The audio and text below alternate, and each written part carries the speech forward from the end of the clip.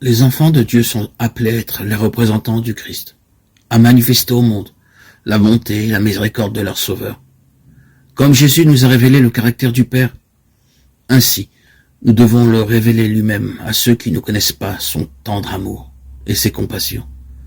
Comme tu m'as envoyé dans le monde, dit Jésus, je les ai aussi envoyés dans le monde. Moi en eux et toi en moi, afin que le monde connaisse que tu m'as envoyé. Jean 17, 18, 23.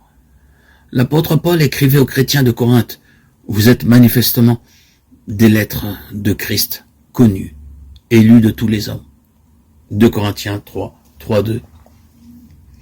En chacun de ses enfants, Jésus envoie une lettre au monde. Si vous êtes son disciple, vous êtes la lettre qu'il envoie à la famille où vous logez, au village, à la rue que vous habitez. Par vous, Jésus désire parler au cœur de ceux qui ne le connaissent pas.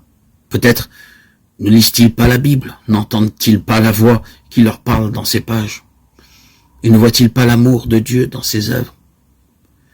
Mais si vous êtes un véritable représentant de Jésus, il est possible que, par vous, il soit amené à comprendre quelque peu sa bonté, à l'aimer et à le servir. Les chrétiens sont comme des phares placés sur le chemin du ciel.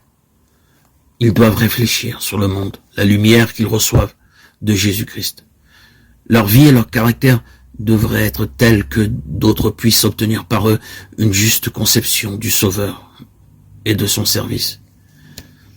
Si nous le représentons fidèlement, nous ferons paraître son service attrayant, comme il l'est en réalité. Les chrétiens qui se découragent, qui murmurent et qui se plaignent donnent au monde une fausse conception de Dieu et de la vie chrétienne. Ils font croire que le Seigneur n'aime pas voir ses enfants heureux, et ils portent un faux témoignage contre notre Père Céleste. Satan jubile quand il peut entraîner les chrétiens à l'incrédulité et au découragement. Il est heureux quand il voit que nous manquons de confiance en Dieu et que nous doutons de son désir et de sa capacité de nous sauver.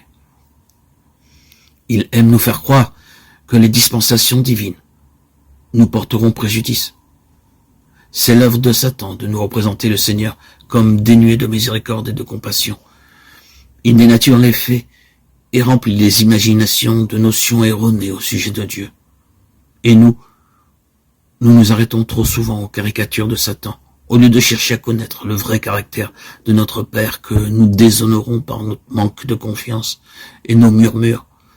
Satan s'efforce toujours de représenter la piété sous un jour sombre. Il désire faire paraître la religion pénible et fastidieuse.